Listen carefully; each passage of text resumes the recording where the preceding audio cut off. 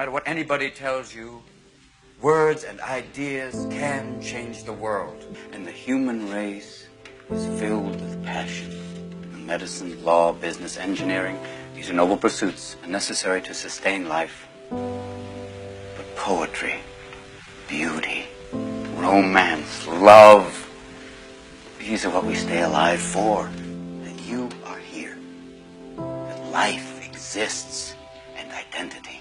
That the powerful play goes on and you may contribute a verse. What will your verse be?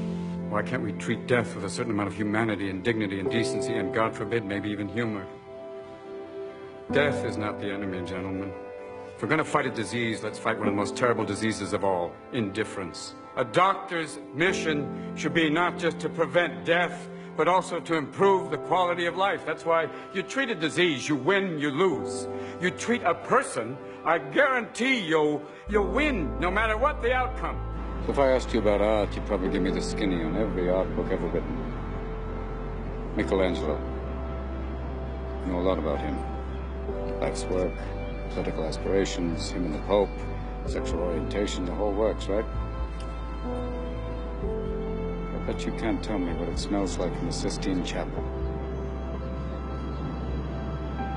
You've never actually stood there and looked up at that beautiful ceiling. Seen that. If I ask you about women, you'd probably give me a syllabus of your personal favorites.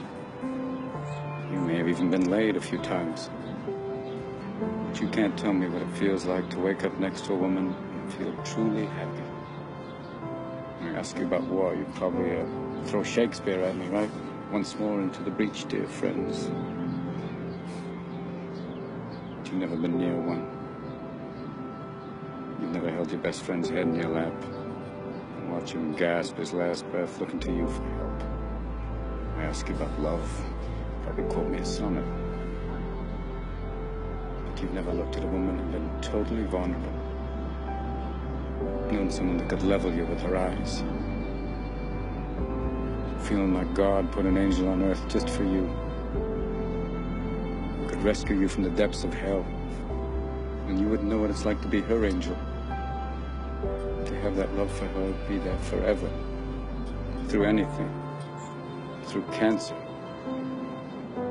And you would know about sleeping sitting up in a hospital room for 2 months, holding her hand, because the doctors could see in your eyes that the terms visiting hours don't apply to you. You don't know about real loss, because that only occurs when you love something more than you love yourself. I doubt you've ever dared to love anybody that much.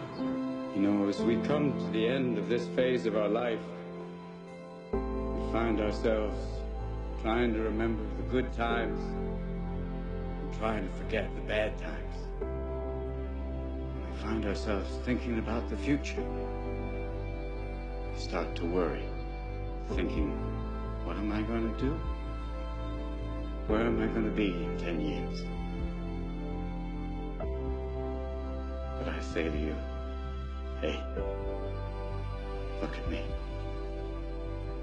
Please, don't worry so much. Because in the end, none of us have very long on this earth. Life is fleeting. And if you're ever distressed, cast your eyes to the summer sky. When the stars are strung across the velvety night, and when a shooting star streaks through the blackness, turning night into day, make a wish. Think of me. And make your life spectacular. I know I did.